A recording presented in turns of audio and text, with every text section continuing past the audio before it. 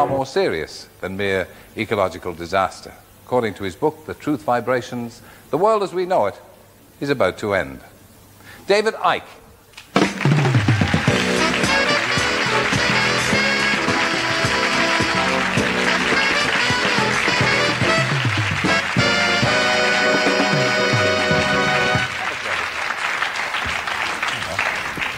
So you're all in the turquoise, which of course is the colour.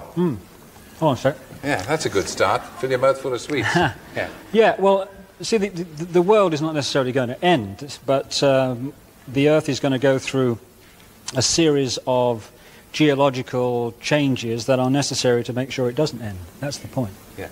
Did I see you say that turquoise is the colour? What's turquoise going to do? Well, there is an energy that comes from a being called the Godhead, which is, I mean, we talk about God. The Godhead is not a guy with a beard sitting on a cloud. It is a massive spirit, the basis of all creation. And coming out from this Godhead, round all creation, through all the stars, through all the planets and everything else, is the life force known as the light. I mean, the Bible refers to the light. And within this light are various other energies which have certain gifts. And these other energies have a frequency that is the same as all the colours. And turquoise actually is the same frequency as an energy called love and wisdom. Therefore, when you wear that colour, you attract it.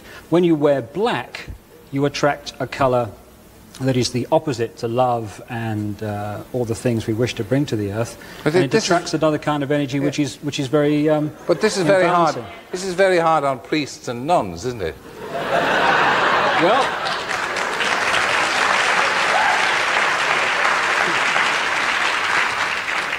maybe that's a sign that maybe all the truth is not in the hands of the traditional church that has been with us over all these thousands of years. Well, now, let me get the story right. The press claim that you claim to be the Son of God. Mm-hmm. Is that true?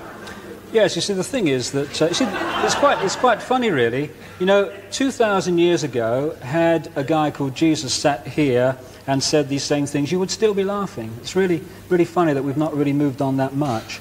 There have been many missions, if you like, over the last 12,000 years, to try to free the earth from control by a force that is working against the Godhead. The Godhead is the basis of all love and wisdom and all the rest of it in the whole of creation. But there is another being, the Bible refers to it as Satan, the real name is Lucifer, who is trying to take over creation. And because of the very important part this particular planet plays in the whole, actually destroying this planet would be a major step forward in that direction.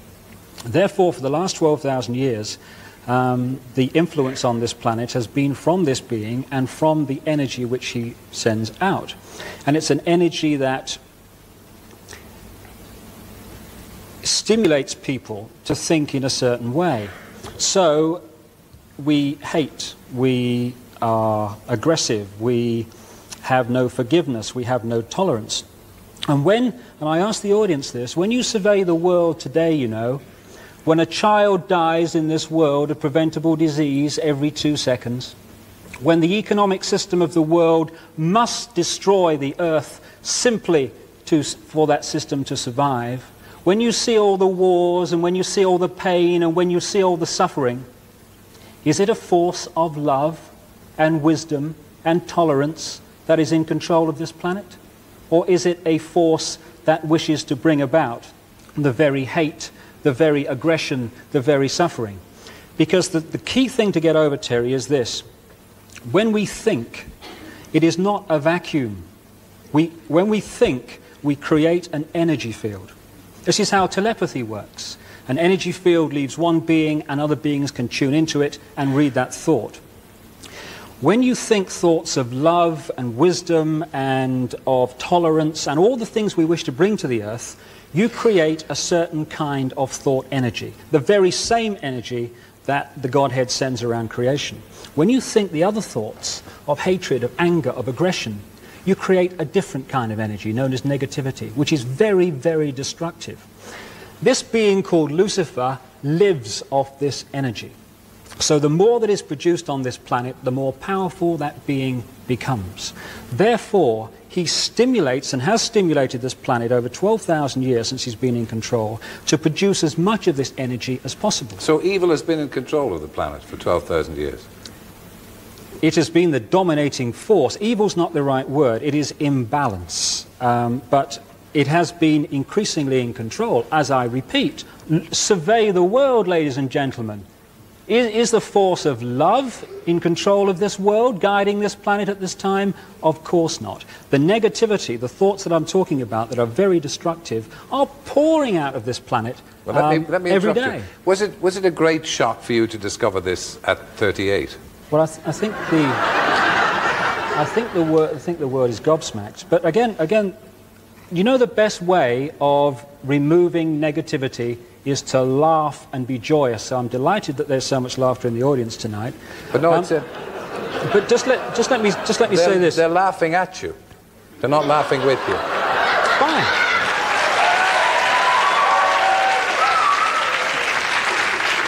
I didn't mean that to be hurtful. Terry. I don't want you to misinterpret it. They're not laughing in sympathy with you. No, let me say two things to that. First of all, if anyone believes, after 12,000 years of this truth being lost and forgotten, that coming out with it initially is going to get any kind of reaction other than that one or condemnation, then I would be a crackpot if I thought that was the case. The other thing is, there is this great illusion, you know, that Jesus was born and stood up and said, I know who I am. It was revealed to him in stages.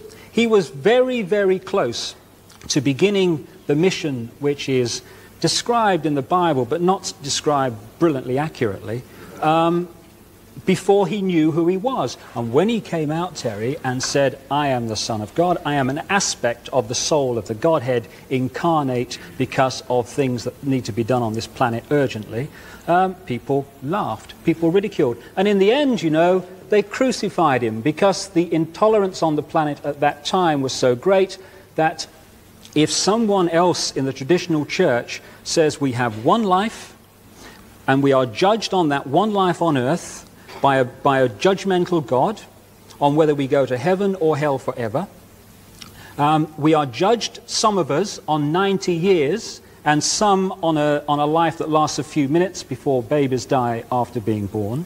Some are judged on having perfect physical bodies and being millionaires. Others are judged on one lifetime racked with disabled bodies.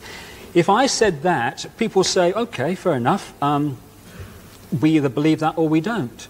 But people don't actually laugh. But when you come out with an alternative view, suddenly it's very funny. I find the version of life that I've just described extremely funny in comparison, but they have people who believe that and expound that view, have every right in the world to have that view and expound it. I'm tolerant of them. I ask people to be tolerant of another view. Well, now, this is not entirely unreasonable, but there are a couple of questions. First of all, why you? And secondly, if I may say so, you have confused the message by an awful lot of predictions. Mm-hmm. You've told us that there are going to be earthquakes, and some of them going to happen quite soon. Yeah. Well, two things to that. First of all, why me? Well, why anybody? I mean, people would have said to Jesus, and many other people like Jesus that have not been written into history. I mean, that was the most famous effort of this kind to wrest control of this planet from these forces. But there have been many before that. They would have said, why you? You're a carpenter's son, for goodness sake. Who the heck are you? So that's so why anybody? You're saying you were part of Jesus' soul before. Precisely. You're also part of many other people's lives on the way through history. As we all have been. We've all been on this earth and incarnated into different physical bodies many times. It's called reincarnation. But the other point you bring up about the predictions.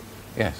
If I am given information from beings who have proved to be perfectly accurate day after day after day, and things they've told us are going to happen, and they happen. They told you Saddam Hussein was dead, and he's not. That's right. Yes, he is. Well, I watched his birthday party on the television yesterday. All I can say to you is all that glitters is not gold. Hang about and watch and wait. But I'll say two things to watch for, and let the alarm bells go if they happen. One is if they suddenly announce he is dead now, therefore they don't have to explain the past and what's happened over the last few weeks and the fact that he's been dead for many weeks. And secondly, if they say we've done a deal, he's gone into exile, and part of the deal is not to name the country he has gone to, therefore disappear Saddam, let the alarm bells ring. But those two things are likely to happen, and you will be saying, oh, well, he's been dead for some time.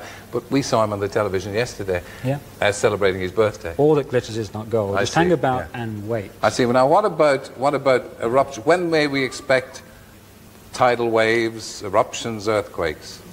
Well, because of the nature of the way the Earth has been treated over a long period of time, a tremendous amount of energy has built up within the Earth that cannot get out. If it doesn't get out, bang.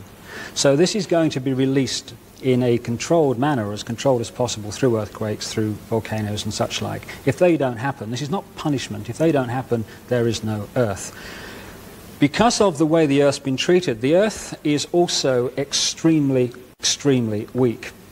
And it's in the situation now where it cannot function by itself as an independent entity. It is in effect on a life support machine already. Now the question is, it's a bit like a patient where they say the patient needs this operation to survive, but is the patient strong enough to take the operation? And that is the point that the Earth is at now. When these things happen... As they will? As they will, my goodness, they will. When is the first thing going to happen? Well, it will certainly happen this year. The first sequence will begin this year. The question is... that they are making before it starts is the Earth yet strong enough to survive these changes? Why should we believe you if we have trained, highly intelligent, erudite scientists who tell us that none of these things are going to happen? Why should we believe you? Well, first of all, two things to that. First of all, the same kind of erudite scientists, but highly intelligent, once said the Earth was flat, and the people that said the Earth was round were laughed at. And the same thing's happening now. You know, the second thing is, I am asking no one in this theatre, no one watching this program, no one on this planet to believe a word of it. Well, why are you saying it then? Because the fundamental law of creation is that of free will. To be given opportunities to make decisions and choices based on information. If you could give us some kind of proof, anybody can get up and say these things are going to happen because they've been divinely inspired. And lots of people have done it in the past. You know, in the year 1000, we had all these people coming up saying that the world is going to end. And lots of people ran at the top of the mountains, as they have been doing. I'm not saying the world's going to end. I'm saying it could.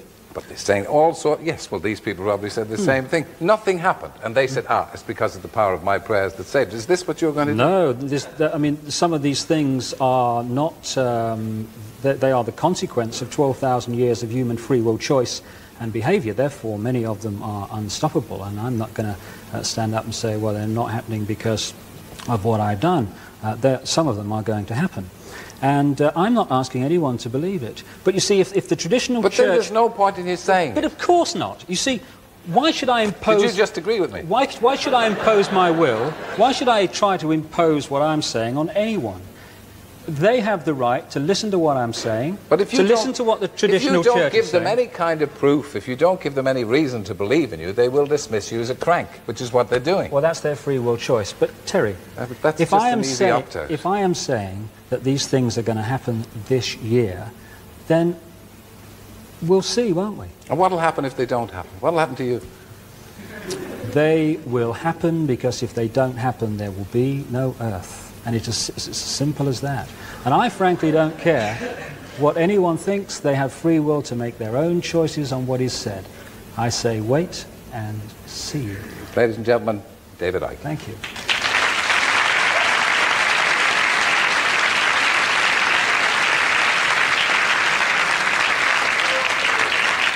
Thanks to David. Now, moving on.